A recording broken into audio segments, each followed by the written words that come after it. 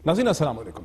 यूँ तो हमारे 3 इशू हैं, 3 टॉपिक हैं, लेकिन एक बहुत ही अहम ऐसी डेवलपमेंट है जिससे बात का आगाज़ करते हैं। गुज़िश्ता 3 रोज़ से पाकिस्तान की मुख्तलिफ मजहबी जमातें और ग्रुप्स जो हैं वो मुजाहरा कर रहे हैं, डिमांड कर रहे हैं हुकूमत से कि सोशल मीडिया पे ब्लास्फेमस कंटेंट को बैन किया जाए, मुकम्मल तौर पर सोशल मीडिया को ब्लास्फेमस कंटेंट से पाक किया जाए। इस बहस का आगाज़ उस वक्त हुआ जब इस्लामाबाद हाई कोर्ट के सामने एक ऐसी पिटीशन आई जिसमें निशानदही की गई कि कई ऐसे सफ़ात जो हैं वो सोशल मीडिया पे मौजूद हैं जिन्हें ब्लास्फेमस जो है वो समझा जा सकता है। उसके बाद से Pakistan tele communication authority PTI ने बहुत से सफ़ात को बैन किया भी है, उनके लिए कोऑर्डिनेशन भी की जा रही है। पाकिस्तान के वज़ीर दाखिला जनाब चौधरी निसार इस पर सख्त मौक़िफ़ इख्तियार कर चुके हैं। ये मामला क्या है, ये कैसे शुरू हुआ है, इस पर बात करने के लिए पाकिस्तान के मुमताज़ सहाफ़ी, कॉलमिस्ट और इन्वेस्टिगेटिव जर्नलिस्ट जनाब अंसार अब्बासी साहब मेरे साथ स्टूडियो में मौजूद हैं। अंसार अब्बासी साहब अस्सलाम वालेकुम and warm welcome. Ansar Abbasi साहब, पाकिस्तान में तो बहुत ही कम ऐसा होता है कि कोई मुक़द्दस हस्तियों के बारे में, यानी लोग मज़हब पर तनकीद कर लेते हैं, मजहबी जमातों के ख़िलाफ़ बात कर लेते हैं, लेकिन प्रॉफिट के बारे में पीस बी अपॉन हिम या सहाबा के बारे में कम ही होता है कि लोग करते हैं। ये फिर इशू है क्या? देखिए, बेसिकली जो फ्री स्पीच का सारा एक कॉन्सेप्ट है ना वेस्ट का, ज़ाहिर है उसकी रिप्रेजेंटेशन पाकिस्तान में भी एक ख़ास तबका है जो यहाँ भी चाहता है कि फ्री स्पीच जैसे वेस्ट वाले परसू करते हैं उसको, और जिसमें रिलीजन ख़ास तौर पे एंटी इस्लाम जितनी भी आप देखें बातें हुई, उनको प्रोटेक्शन जो दी गई वो फ्री स्पीच के नाम के ऊपर दी गई वेस्ट में, पूरे वेस्ट में। तो इस तरह की बात जो यहाँ पे हुई, और ये मसला रिसेंटली इसलिए ज़्यादा फोकस हुआ कि आपको याद है कि जी मेरा कुछ चंद हफ्ते पहले रीसेंट पास्ट में जब ब्लॉगर्स का एक इशू सामने आया तो उसके ऊपर बड़े सीरियस एलिगेशंस लगाए गए। हमें नहीं पता, गवर्नमेंट ने अभी तक क्लैरिफाई नहीं किया कि वो एलिगेशंस ठीक थे या गलत थे। ठीक अगर वो थे तो उनको रहा क्यों किया गया, उनको भेजा क्यों गया? अगर वो गलत थे, जब रिहा भी किया गया तो उनके खिलाफ तो कोई FIR, कोई मैं यही कह रहा हूँ, दर्ज नहीं हुआ। ना उन्होंने ये बताया आज तक कि उनको किसने उठाया हुआ था, ना उनके खिलाफ कोई मुकदमे यहाँ पे दर्ज हुए हैं। अब ये सडनली नामालूम अफराद के खिलाफ FIR कल दर्ज कर ली गई है, तो कुछ बात अजीब सी लगती है। देखिए डॉक्टर साहब, मैं आपको बताऊँ कि जब से ये साइबर क्राइम बिल बन रहा था ना, जब लॉ बना, उस वक्त भी मैंने बहुत दफ़ा लिखा, कहा कि इसमें 2 चीज़ें मिसिंग है, कंस्पिक्वस 2 चीज़ें मिसिंग हैं। एक ब्लास्फेमी का जिक्र नहीं पूरे लॉ में, यानी आप एक इंडिविजुअल की, किसी आम शख्स की डेफेमेशन के ऊपर तो लॉ बहुत कुछ कहता है, ये साइबर क्राइम, लेकिन ब्लास्फेमी के ऊपर एक लफ्ज़ नहीं लिखा हुआ उसके अंदर। मेरा क्वेश्चन सिर्फ ये है, अगर इंटरनेट और सोशल मीडिया के ऊपर चीफ जस्टिस को डिफेम करने के लिए या हमारे president, prime minister, chief of army staff या किसी दूसरे शख्स को डिफेम करने के लिए एक्शन लिया जाता है, तो उसी सोशल मीडिया के ऊपर अगर ब्लास्फेमी होती है और उन हस्तियों के मुतालिक जिनका कोई कंपैरिजन नहीं हो सकता, तो मुझे ये बताएं कि ये किस किस्म की हमारी गवर्नमेंट की पॉलिसी है, स्ट्रेटजी है, सारा कुछ है कि इस्लामाबाद हाई कोर्ट के एक जज साहब के इनिशिएटिव के ऊपर ये सारा कुछ एक्शन स्टार्ट हुआ। पहले सारा कुछ, मैं आपको बताऊं, इतना अरसा मैं लिखता रहा, बोलता रहा, वो चीज़ें किसी ने शामिल क्या की, मुझसे किसी से बात भी नहीं हुई, डिस्कशन भी नहीं की किसी ने कि हाँ इस तरफ भी देखा जाना चाहिए कि नहीं देखा जाना चाहिए। अच्छा, दूसरा डॉक्टर साहब, आपने जो अपने इंट्रो में ये बोला ना कि कुछ religious parties, not at all. आप देखें कि इस्लामाबाद हाई कोर्ट ने मसला टेकअप किया, कल यूनानिमस रेजोल्यूशन पास हुई सेनेट में हुई, जिसको सपोर्ट किया पाकिस्तान पीस पार्टी, एतजाज एहसन ने भी सपोर्ट किया पूरा, यानी यूनानिमस रेजोल्यूशन थी जिसके ऊपर कहा गया कि इस किस्म के जो कंटेंट है उसको ब्लॉक किया जाना चाहिए, जो इस किस्म का कंटेंट को अपलोड करते हैं उनके अगेंस्ट प्रोसीड किया जाना चाहिए। जहाँ पर मीडिया की ऑपोजिशन सबकी स्पाइंग की जाती है, टेलीफोन सुने जाते हैं, ईमेल्स हैक की जाती हैं, वेबसाइट्स गिरा दी जाती हैं, कोई पूछता नहीं है यहाँ पे, वहाँ पे ब्लास्फेमस कंटेंट किन लोगों ने लोड किया है उसकी आइडेंटिफिकेशन FIA ना कर पाए, PTI ना कर पाए, ISI ना कर पाए, IB ना कर पाए, ये कुछ बात समझ नहीं आ रही। यही कह रहा हूं, नामालूम लोगों के क्यों फिर कर दिए? मैं आपको बताऊंगा डॉक्टर साहब, ये जो ब्लॉगर्स का जिसका जो इशू आप रेफर कर रहे हैं ना, हमारा प्रॉब्लम ये हुआ कि अब उनके ऊपर बड़े सीरियस एलिगेशन, ब्लास्फेमी का एलिगेशन बहुत सीरियस होता है। अगर ये सच है तो बड़ी खतरनाक बात है, फिर आपको क्रिमिनल प्रोसीडिंग स्टार्ट करनी चाहिए, और अगर ये झूठ है तो वो लोग और उनकी पूरी फैमिलीज को एक बड़ी इनसिक्योरिटी उनके लिए हो जाती है। मुझे आप ये बताएं कि उनको पहले पकड़ा गया, हमें नहीं पता किसने पकड़ा, फिर इंटीरियर मिनिस्टर ने कहा कि हम छुड़वा देंगे, छुड़वा दिया, कुछ बाहर चले गए। बहुत से लोग फील ये करते हैं कि नहीं ये चार्जेस ठीक थे इनके अगेंस्ट। اب بہت سے لوگ کہتے ہیں کہ نہیں چارجز غلط تھے. This issue needs to be clarified by the government of Pakistan. میری ذاتی رائے میں اگر کسی کے اوپر بھی بلیسفیمی کا ایلیگیشن غلط لگنا بہت خطرناک بات ہے, اور بلیسفیمی اگر کسی نے کی اور اس کو آپ اگنور کر دیں یہ بھی بہت خطرناک بات ہے. تو یہ ہماری گورنمنٹ, وہ یہ بھی کہہ رہے ہیں کہ یہ پیجز جو لوگ چھٹ گئے, ایک صاحب جو باہر ہیں پتہ نہیں ہالینڈ میں, وہ وہاں سے اسٹیٹمنٹس دے رہے ہیں کہ یہ پیجز ان کے نہیں تھے, انہوں نے یہ پیجز نہیں بنائی, ان کے نام ڈال دیے گئے ہیں. تو پھر تو یہ یہ حکومت کو تو انویسٹیگیٹ نہیں, میں یہی کہہ رہا ہوں. دیکھیں اگر انہوں نے یہ بات کہی, میں یہی کہتا ہوں یہ تو حکومت کی رسپانسبلٹی تھی نا کہ اس کو کلیریفائی کرے. اگر نہیں کلیریفائی کر رہے تو, اور واقعی اگر وہ بات سچ کہہ رہے ہیں وہ لوگ کہ ہماری اس میں انوالومنٹ نہیں تھی, مجھے یہ بتائیں کہ ان کی جانوں کو خطرہ نہیں ہے, یہ بات غلط نہیں ہے. سو یہ حکومت کی جو ایک ایمبیگوس قسم کی پالیسی ہے نا, میں یہ کہتا ہوں کہ کیا اسلام آباد ہائی کورٹ کے جج صاحب جنہوں نے بہت بڑا کام کیا, ویسے شوکت صدیقی صاحب, آئی ہیٹس آف ٹو ہم, کہ کم از کم انہوں نے اس انیشیٹو انہوں نے لیا اور پھر سب لوگ اس طرف توجہ ہوئی.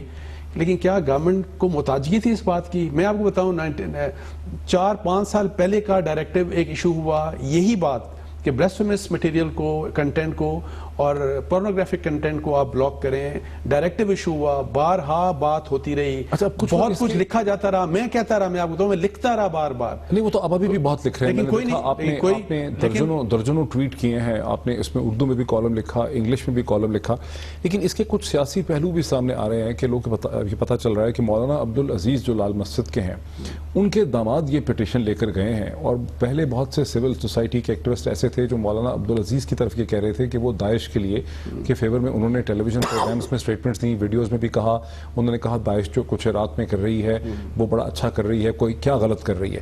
تو وہ چونکہ کہہ رہے تھے کہ ان کو گرفتار کیا جائے, تو اب مولانا عبدالعزیز سمجھا جا رہا ہے کہ یہ ان کی طرف سے ایک سیاسی بھی اس میں ایک ایلیمنٹ ہے, موو ہے, کہ یہ ان کی طرف لے کر جا رہے ہیں اس پوری بیٹل کو, ایک پولیٹیکل ڈائمنشن بھی آ گئی ہے. دیکھیں مجھے نیتوں کا جو ہے نا, کس کی کیا نیت ہے, بے شک وہ مولانا عبدالعزیز ہوں یا جو دوسری سائڈ ہے جو ان کے اوپر الزامات لگا رہی ہے, میں کسی کو کسی کی نیت کے اوپر جج نہیں کرنا چاہتا, وہ اللہ تعالیٰ کو پتا ہے کہ کس کی کیا نیت ہے. میں ایک بات میں جانتا ہوں کہ اگر فرض کریں کسی نے بلیسفیمی کی تو یہ حکومت کی رسپانسبلٹی ہے کہ انویسٹیگیشن کرے, and on the basis of investigation and concrete evidence proceed کیا جانا چاہیے. اگر میں یا مولانا عبدالعزیز یا کوئی اور شخص کسی کے اوپر غلط الزام لگاتا ہے تو یہ اس کے اوپر حکومت کو پروسیڈ نہیں کیا جانا چاہیے, نہ ایف آئی آر ہونی چاہیے, بلکہ الٹا ہمیں پوچھا جانا چاہیے ایسے بندے کو کہ جی آپ یہ غلط الزام کیوں لگاتے ہیں. اچھا, اب اس میں ٹیکنیکل ایشوز بھی ہیں کہ پاکستان کے اندر سے تو خیر جن لوگوں نے صفحے لوڈ کیے یہاں تھے وہ تو ابھی تک حکومت آئیڈینٹیفائی ان کو نہیں کر پائی, لیکن ورلڈ وائڈ کانٹینٹ میں تو ایسی بہت سی چیزیں ہو سکتی ہیں, انگریزی زبان میں ہو سکتی ہیں, چینی زبان میں ہو سکتی ہیں, ہندی میں ہو سکتی ہیں, بنگلہ میں ہو سکتی ہیں, وہ بلیسفیمس ہو سکتی ہیں. ہم کیسے ڈٹرمن کریں گے کہ کیا چیز ہم نے بلاک کرنی ہے, کیا ہمیں بلاک نہیں کرنی ہے؟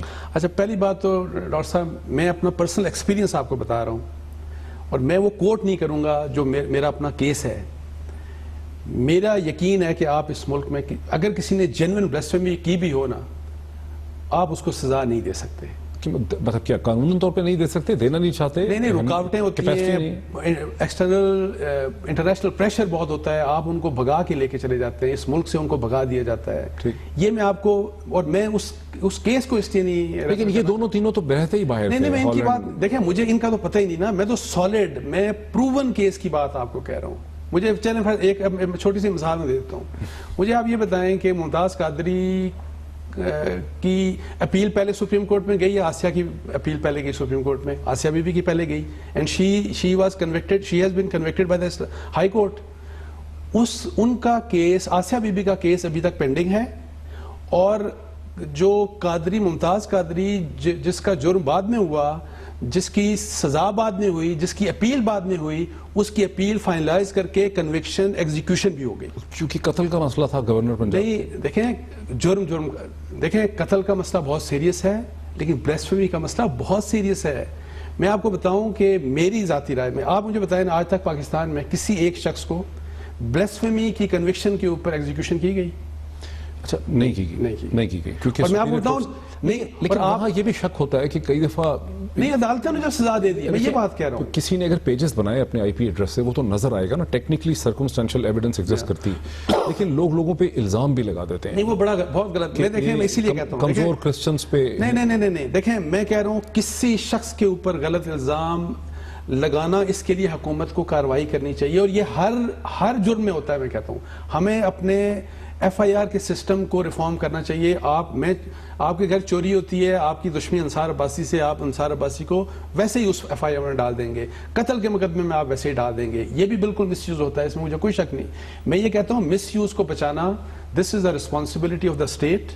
اور کسی بھی ایسی چیز کو ہم لوگوں کو، میں اسی لیے دیکھیں یہ جو بلاگرز ہیں، میں اسی لیے کہتا ہوں کہ ہم ججمنٹ نہیں دے سکتے، بیکاز ہمیں انویسٹیگیشن نہیں ہے، ہمیں پتہ نہیں ہے کہ یہ لوگ انوالو ہیں بھی کہ نہیں. سو یہ اسٹیٹ کی رسپانسبلٹی ہے کہ ہمیں بتائے، اور جس کے اوپر بلاسفیمی کا چارج لگے نا، اس کے بارے میں ضرور بتانا چاہیے کہ یا تو اس کو آپ کلیئر کریں یا آپ اس کے بارے میں پروسیڈ کریں. اگر کلیئر نہیں کریں گے تو پوری فیملی، وہ لوگ، وہ ان کی زندگی خطرے میں. صحیح کہہ رہے ہیں. بہت شکریہ جناب انصار عباسی صاحب. ہمیں سمجھا رہے تھے کہ کیسے بلاسفیمی کا چارج بہت ہی سیریس چارج ہے. جس شخص پہ لگے اس کے خاندان کے لیے، اور حکومت کو سائنٹیفکلی پروو کرنا چاہیے کہ یہ صفحات جو موجود ہیں سوشل میڈیا پہ، غالباً فیس بک پہ، یہ کس نے اپلوڈ کیے ہیں. ابھی تک حکومت نے جو ایف آئی آر درج کی وہ نامعلوم افراد کے خلاف کی ہے. اس سے پہلے جن لوگوں کو گرفتار کیا، ڈیٹین کیا گیا، اس کی بھی کوئی وضاحت سامنے نہیں آ سکی کہ انہوں نے کیا. ایک بہت بڑا گلہ مجھے الیکٹرانک میڈیا سے ہے کہ باقی جو چھوٹے چھوٹے مسئلوں میں آپ کے دسیوں پروگرام چلتے ہیں،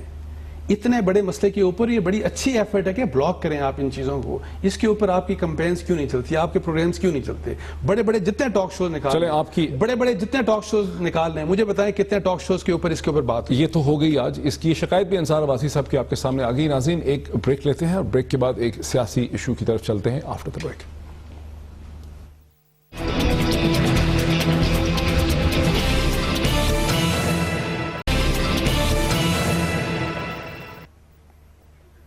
ناظرین ویلکم بیک. لیجئے سیاست کی طرف چلتے ہیں. پی ایم ایل این کے اہم رہنما اور اسلام آباد میں capital administration and development division کے منسٹر جناب ڈاکٹر طارق فضل چودھری صاحب مجھے وایا سیٹلائٹ جوائن کر رہے ہیں. ڈاکٹر صاحب thank you so much for joining. بہت شکریہ ڈاکٹر صاحب، thank you for inviting me.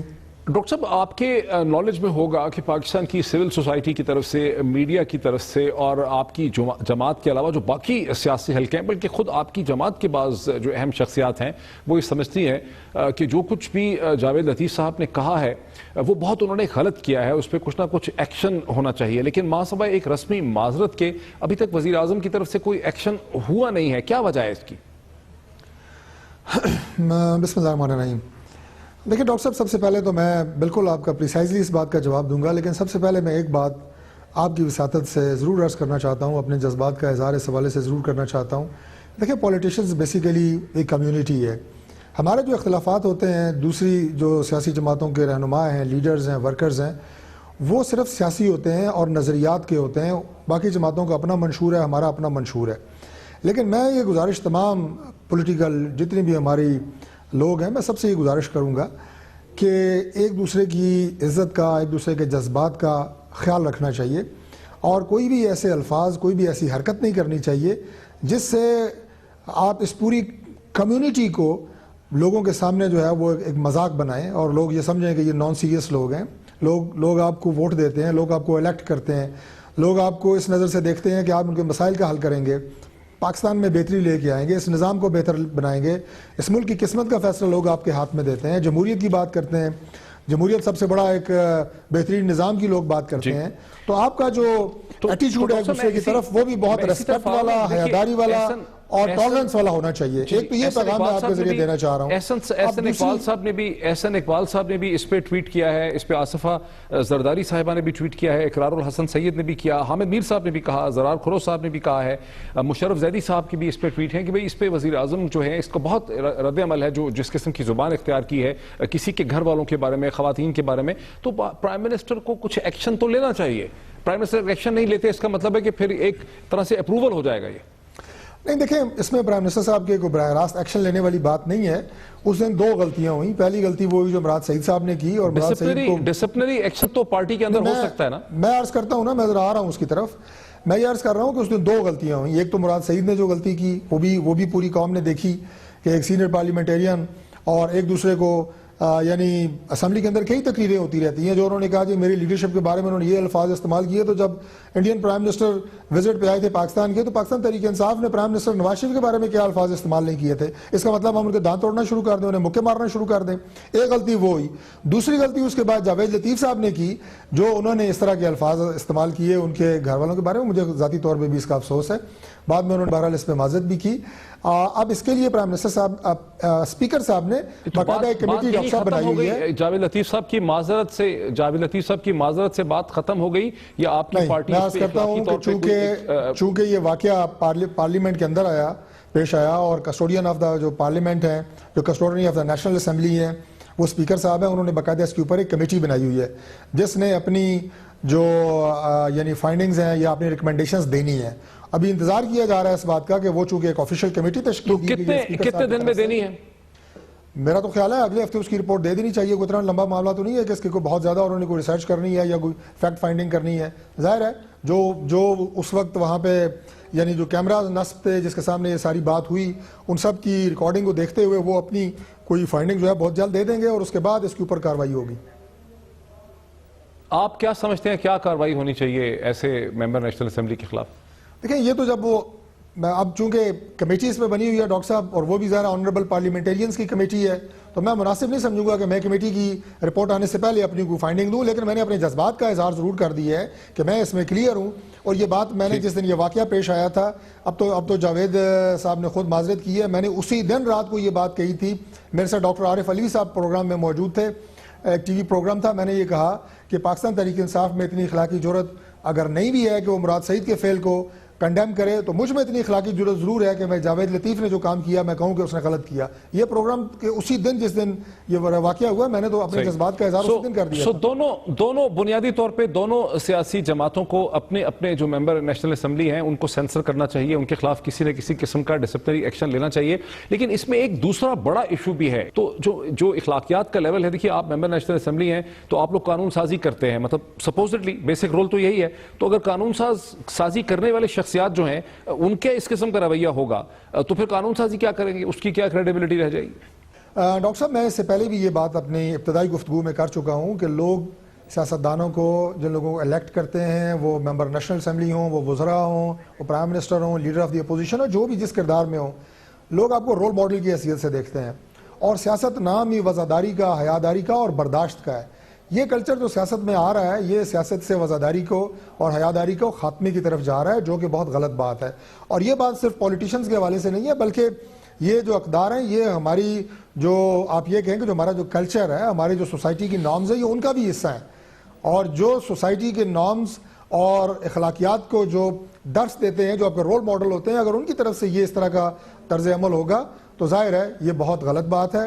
کسی بھی اور اگر آپ سیگمنٹ آف سوسائٹی کو دیکھیں, آپ بیوروکریٹس کو دیکھیں, ججز کو دیکھیں, وکلا کو دیکھیں, آپ میڈیا مین کو دیکھیں, وہ کبھی ایک دوسرے کے بارے میں اس طرح کے ریمارکس نہیں دیتے. لہٰذا پولیٹیشنز کو بھی یہ چاہیے نہیں استعمال کرتے ہیں. اچھا ڈاکٹر صاحب, ایک coming back to the main political issues, کیونکہ کچھ لوگ اب یہ بھی کہتے ہیں کہ پاکستان کی جو ساری پالیٹکس ہے وہ نان ایشوز کی پالیٹکس ہے, یہاں جینون ایشوز نہیں ہے. لیکن ایک بڑا جینون ایشو جو ہے وہ اس وقت ہمارے سامنے ہے کہ اگست 2016 میں سپریم کورٹ آف پاکستان نے یہ احکامات جاری کیے, یہ حکم دیا, یہ انہوں نے ڈیسیجن کیا کہ پرائم منسٹر اور ان کی کیبنٹ جو ہیں وہ کلیکٹیو ایک ریسپانسبلٹی ہے, اور وزیر اعظم تنہا فائنینشیل ڈیسیجن میکنگ جو ہے وہ نہیں کر سکتے, نہ کوئی فیڈرل سیکرٹری کر سکتا ہے. لیکن اب آپ کی جماعت ایک ترمیم لے کے آئی ہے, 26ویں ترمیم, جس میں کہ آپ کیبنٹ کو اور وزیر اعظم کو الگ کر رہے ہیں. اس میں آپ سمجھتے ہیں کہ یہ بات مناسب ہے کہ بغیر کابینہ کے اپروول کے وزیر اعظم فائنینشیل ڈیسیجن میکنگ کریں؟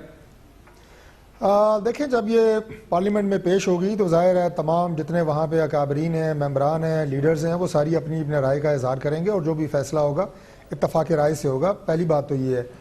دوسری بات یہ ہے کہ یہ کوئی ایسی بات نہیں ہے کہ ہم کوئی پہلی دفعہ یہ چیز لے کے آ رہے ہیں. جتنے بھی وزرائے اعظم اس سے پہلے رہے ہیں وہ بااختیار رہے ہیں اور وہ یہ فیصلے کرتے رہے ہیں. جو کابینہ کی بات ہے, یقیناً کابینہ کی میٹنگز کے اندر یہ ساری مشاورت ہوتی ہے, ڈیلیبریشنز ہوتی ہیں, لیکن اس میں جو صرف کرنے والی بات یہ کہ بعض کا آپ کو کوئی امیجیٹ ڈیسیژن کرنا پڑتا ہے, کوئی امیجیٹ فیصلہ کرنا پڑتا ہے بحیثیت چیف ایگزیکٹو کے, تو آپ کو اس حد تک ضرور اختیار حاصل ہونا چاہیے کہ ظاہر ہے راتوں رات کابینہ کی میٹنگ نہیں بلائی جا سکتی, روزانہ کی بنیادوں کی اور آپ کابینہ کی میٹنگ نہیں بلا سکتے. جو کروشل ڈیسیجن ہوتے ہیں, مین ڈیسیجنز ہوتے ہیں, وہ کابینہ ضرور کرنے چاہیے. یعنی وہ چیزیں آپ دیکھیں, بجٹ بہت بڑا ڈیسیجن ہے, پارلیمنٹ کے اندر لایا جاتا ہے. 1973 کے آئین میں وزیر اعظم کو یہ طاقت حاصل تھی, سوادید تھی ان کی, لیکن 18ویں ترمیم میں یہ طاقت ریسٹرکٹ کر دی گئی تھی. اسی چیز کو سپریم کورٹ نے اس کی تشریح کی ہے. اب آپ یعنی تو اگر کابینہ کا اپروول وزیر اعظم لے لیں اور اس میں ایک دن کی تاخیر بھی ہو جائے تو اس میں کیا حرج ہے؟ دیکھیں ڈاکٹر صاحب, میں جب پرائم منسٹر کی آپ بات کرتے ہیں تو میں اس حیثیت سے صرف بات نہیں کر رہا کہ جناب کو یہ اختیارات پرائم منسٹر میاں نواز شریف صاحب اپنے لیے لینا چاہ رہے ہیں. یہ بات ہو رہی ہے پرائم منسٹر آف پاکستان کی. آئین کے اندر جو بھی ضروری ترامیم کی جاتی ہیں, کی گئی ہیں, وہ اس ملک کے لیے, اس نظام کے لیے کی جاتی ہیں. تو لہٰذا جو میں نے آپ سے بات کی, اس کو میں زیادہ اس پہ ابھی کمنٹ نہیں کروں گا, کیونکہ یہ بات ابھی آنی ہے پارلیمنٹ کے اندر اور اس پہ بحث ہونی ہے اور اس کے بعد اس نے پاس ہونا ہے. بہرحال بحیثیت چیف ایگزیکٹو آپ نے خود کہا کہ اس سے پہلے وزرائے اعظم کو یہ اختیارات حاصل رہے ہیں, تو یہ اگر دوبارہ آئیں گے تو میرا خیال ہے کہ اس سے اس نظام کو اس لیے فائدہ ہوگا کہ بعض کو, جیسے میں نے کہا کہ کچھ ڈیسیجنز ایسے ہوتے ہیں کہ شاید اس میں فوری طور پہ آپ کو کرنے ہوتے ہیں اور شاید اجلت میں آپ کابینہ کی میٹنگ نہیں بلا سکتے. باقی جو مین ڈیسیجنز ہیں they will rest with the cabinet. وہ ایسا نہیں ہوگا کہ کیبنٹ کو رول کو ختم کیا جا رہا ہے. ڈاکٹر صاحب, میں نے ہی نشاندہی کی کہ 1973 میں ایسا تھا, لیکن 18ویں ترمیم میں آپ کی جماعت نے پیپلز پارٹی کے ساتھ مل کے یہ ریسٹرکشن امپوز کی. اس وقت پرائم منسٹر پیپلز پارٹی کا تھا, اب پرائم منسٹر آپ کی جماعت کا ہے اور آپ اس کو دوبارہ سے اس کی ترمیم کر کے اس کو چینج کرنا چاہ رہے ہیں. یہ اس تناظر میں یہ بات ہو رہی ہے. دیکھیں, میں دوبارہ کیبنٹ کے حوالے سے پہلے یہ بات کروں گا کہ کیبنٹ کے جو اختیارات ہیں, کیبنٹ بنیادی طور پہ پرائم منسٹر بھی ظاہر ہے کیبنٹ کو ہیڈ کرتے ہیں, اور کیبنٹ کے جو ممبران ہوتے ہیں وہ کوئی ایسا نہیں ہوتا کہ کوئی پرائم منسٹر کسی ایک سمت میں چل رہے ہوں اور کیبنٹ دوسری سمت میں چل رہے ہوں. یہ صرف تھوڑا ایڈمنسٹریشن کے لیے ہے تاکہ بہتر طور پہ اس نظام کی, اس ملک کی خدمت کی جا سکے. اس میں باقی کسی فرد واحد کے لیے یہ نہیں ہے کہ اس کو اختیارات دیے جا رہے ہیں یا اس سے پہلے کوئی اختیارات لیے گئے ہیں. صرف جو گورنمنٹ اور پرفارمنس اور جو آپ یہ کہیں کہ روزانہ کی بنیادوں کے اوپر چھوٹے چھوٹے ایشوز بھی ہوتے ہیں, جو بڑے ایشوز ہوتے ہیں وہ کیبنٹ میں جاتے ہیں. تو یہ سموتھلی سسٹم کو بہتر بنانے کے لیے یہ بات جو ہے پروپوز کی جا رہی ہے اور اس میں باقی باتوں کی رائے بھی آئے گی اور اتفاقی رائے سے فیصلہ ہوگا انشاءاللہ. بہت شکریہ جناب ڈاکٹر طارق فضل چودھری صاحب, جو کہ منسٹر ہیں capital administration and development division کے, اسلام آباد میں ہمیں حکومت کا, حکومتی جماعت کا موقف دے رہے تھے 26ویں ترمیم کے حوالے سے بھی, اور مراد سعید اور جو جھگڑا چل رہا ہے اس کے حوالے سے بھی کہ کیسے اسپیکر صاحب نے اس میں ایک کمیٹی بنا دی ہے جو کہ غالباً اگلے ہفتے تک اس کا فیصلہ کرے گی کہ کس قسم کا ڈسپلنری ایکشن اگر لیا جائے جاوید لطیف صاحب کے خلاف تو لیا جا سکے گا. ایک بریک لیتے ہیں اور بریک کے بعد ایک اور ایشو کی طرف چلتے ہیں after the break.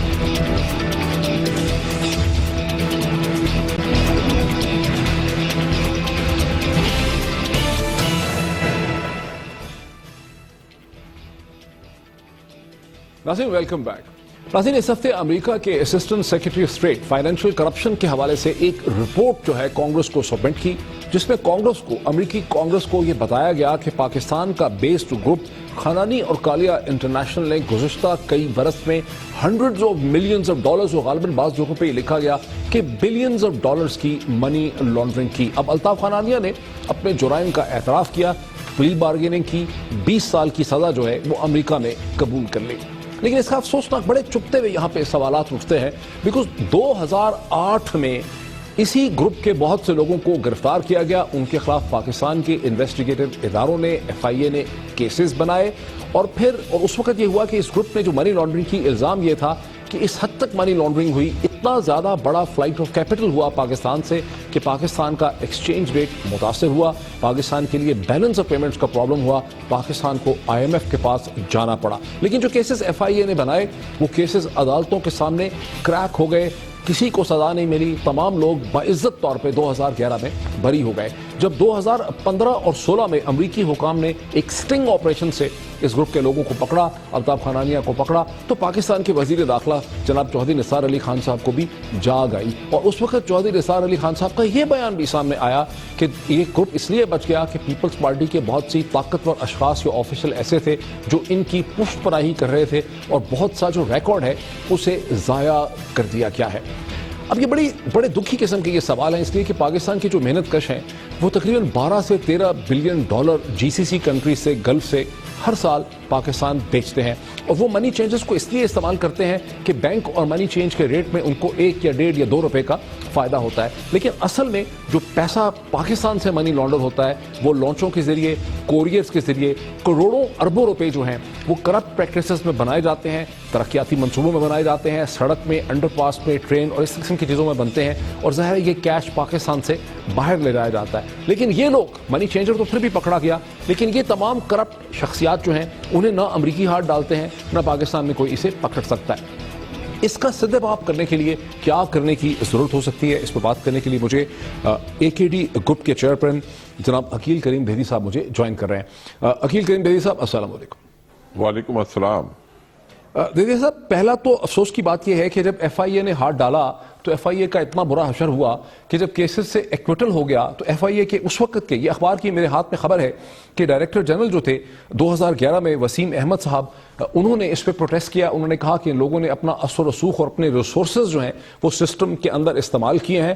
Supreme court نے نوٹس لیا، سندھ ہائی کورٹ کو کہا ان کا بیان رجسٹر کریں، انہوں نے بیان رجسٹر کیا، پھر اس کے بعد 1 مہینے کے اندر انہوں نے خاموشی سے ریزائن کر دیا اور اس کے بعد وہ منظر عام سے گم ہو گئے۔ کیا وجہ ہے کہ پاکستان میں اس قسم کے شاخس پہ ہاتھ نہیں پڑ سکتا اور آج آ کے آپ کو امریکہ ہی کی طرف دیکھنا پڑتا ہے کہ ایسے کرپٹ لوگوں کو گرفتار کیا جائے؟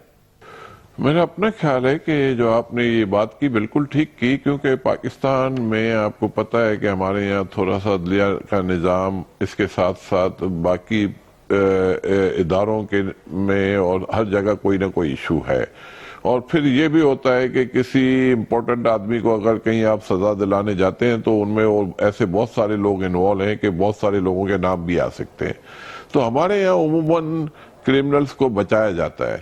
لیکن میرا خیال ہے کہ اس کے علاوہ اگر ہم باقی باتوں کی طرف جائیں کہ دیکھیں یہ بالکل پوری دنیا میں یہ کھیل کھیلا جاتا ہے، منی لانڈرنگ صرف پاکستان متاثر نہیں ہے، پوری دنیا اس میں افیکٹ ہوتی ہے۔ کھانا نہیں نکالیا، ڈیفینیٹ وہ پیسے پاکستان لاتے بھی تھے اور پاکستان سے لے بھی جاتے تھے، وہ فیسیلیٹر تھے۔ میں یہ سمجھتا ہوں کہ ان کو اس کے اوپر فردر کام یہ کرنا چاہیے کہ یہ پیسہ کن کا باہر جاتا ہے۔ ابھی پاناما ایشو چل رہا ہے، آپ دیکھیں یہ ایک ایسا ایشو ہے، اس کو بھی ہم نے آئیڈینٹیفائی نہیں کیا۔ یہ بھی آف شور کمپنی کے حوالے سے جتنی ڈیٹیل ملی ہمیں باہر سے ہی ملی۔ تو میرا خیال ہے کہ ہمارے ملک میں سسٹم ٹھیک ہونے چاہیے تاکہ یہ ساری چیزیں ہم آئیڈینٹیفائی کر سکیں۔ میں سمجھتا ہوں منی چینجر کے علاوہ ایک اور بھی ہیں جو انویسٹر بینکر جو دنیا سے آتے ہیں پاکستان میں، اور وہ اللیگل پیسہ پاکستان، کوئی پرائیویٹ بینکر، جو بھی پرائیویٹ بینکر آتے ہیں تو وہ زیادہ تر یہاں سے پیسے لے کے جاتے ہیں۔ تو یہ جو پیسے لے کے جاتے ہیں اس میں زیادہ تر لوگ میں سمجھتا ہوں کہ اپنی ویلتھ میں ڈکلیئر نہیں کرتے۔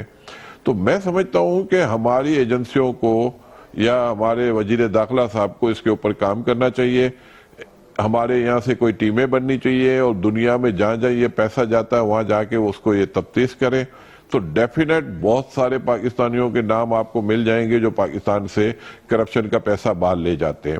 پاکستان میں ہم ہر جگہ کہتے ہیں، مجھے ایک چیز سمجھائیں، ہمارے لوگوں کے لیے، ہمارے ناظرین کے لیے ایک چیز سمجھائیے کہ ایک ٹرم استعمال کی جاتی ہے، اصطلاح استعمال کی جاتی ہے دنیا بھر میں، حوالہ، جو ساؤتھ ایشین ٹرم ہے۔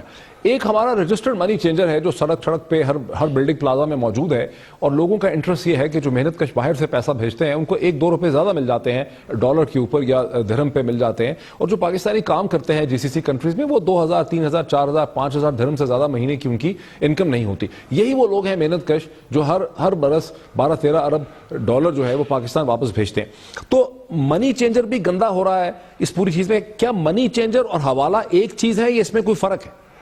دیکھیں منی چینجر کام دونوں کرتے ہیں۔ ایک کام وہ یہ کرتا ہے جو ایک سسٹم کے ساتھ ہوتا ہے جس کا وہ ریکارڈ مینٹین کرتا ہے، دوسرا کام وہ کرتا ہے جس کا ریکارڈ نہیں ہوتا، اوپر سے ڈیل ہو جاتی ہے، ٹھیک ہے، کیونکہ اس کو وہ ڈکلیئر نہیں کرتے۔ اور یہ میں سمجھتا ہوں کہ اسٹیٹ بینک کی ذمہ داری بنتی ہے، اگر وہ چاہے تو ان لوگوں کو روک سکتا ہے۔ سب سے بڑی بات پاکستان میں آپ دیکھیں کہ بہت سارے منی چینجر ہیں، اور پورے پاکستان میں تقریباً کوئی ڈیلی کا $30 ملین منیمم کلیکشن ہوتی ہے، جو آپ کے جو شاپ کیپر ہیں مختلف قسم کے، اور یہ لوگ اس کو اسٹیٹ بینک الاؤ کرتا ہے ان کو کہ یہ پیسہ آپ دبئی لے جائیں اور اس کو چینج کر کے واپس پاکستان لے آتے ہیں. تو سب سے پہلے تو یہ ایک کام ہے جو میں سمجھتا ہوں کہ اس کو ہمیں دیکھنا چاہیے کہ یہ پیسہ جو پاکستان سے جاتا ہے اور پھر واپس آتا ہے تو وہ ڈائریکٹ اسٹیٹ بینک میں کیوں نہیں جمع ہو جاتا. کسی منی چینجر کو آپ کیوں کہتے ہیں کہ یہ پیسہ لے جائے اور پھر وہاں سے واپس لے کے آئے. تو اس کو بھی روکنا چاہیے کیونکہ یہ میں سمجھتا ہوں مناسب نہیں ہے. اسی کی وجہ سے ہمارا یہ پیسہ باہر چلا جاتا ہے کیونکہ کلیکشن پوری طرح اب ڈکلیئر وہ کرتے ہیں $20 ملین، ان کے پاس کلیکشن ہوتا ہے $30 ملین.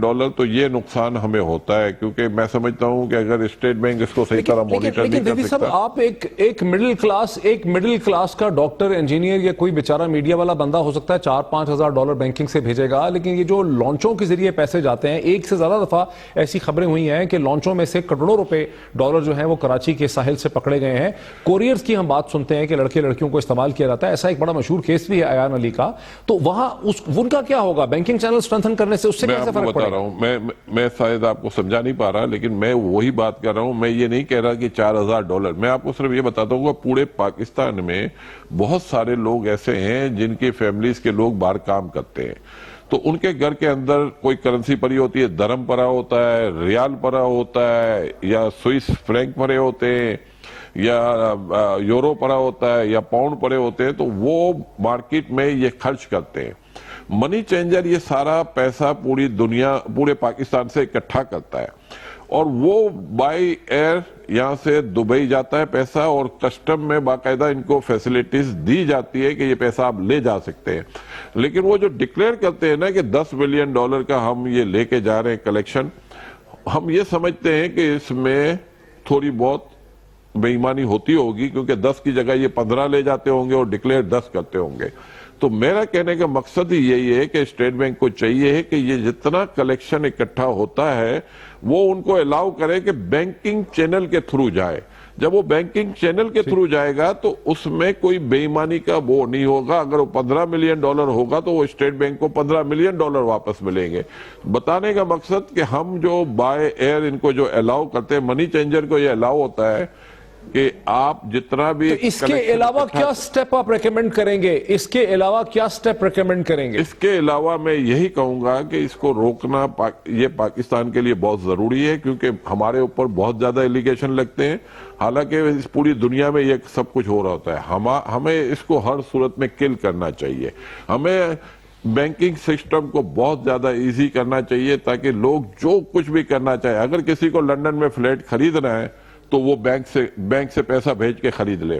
انلیگل طریقے سے جو روپے بھیجتے ہیں، منی چینجر کے تھرو بھیجتے ہیں، تو اس میں یہ ہوتا ہے کہ ہمارے اوپر ایلیگیشن بہت زیادہ آتے ہیں. بہت سارا پیسہ ہمارے ملک سے بھی پاکستان سے باہر جاتا ہے اور ہم یہ بھی سمجھتے ہیں کہ بہت سارا پیسہ ایسا ہے جو باہر سے یہاں بھی آتا ہے. لیکن اگر ہم اس کو آن دا ہول صحیح طرح اسٹڈی کریں تو ہمارے ملک سے پیسہ جاتا ہی ہوگا کیونکہ ہمارے جتنے نان ریزیڈنٹ پاکستانی ہیں، میں سمجھتا ہوں کہ سال کے $25 سے $30 بلین وہ پاکستان بھیجتے ہیں.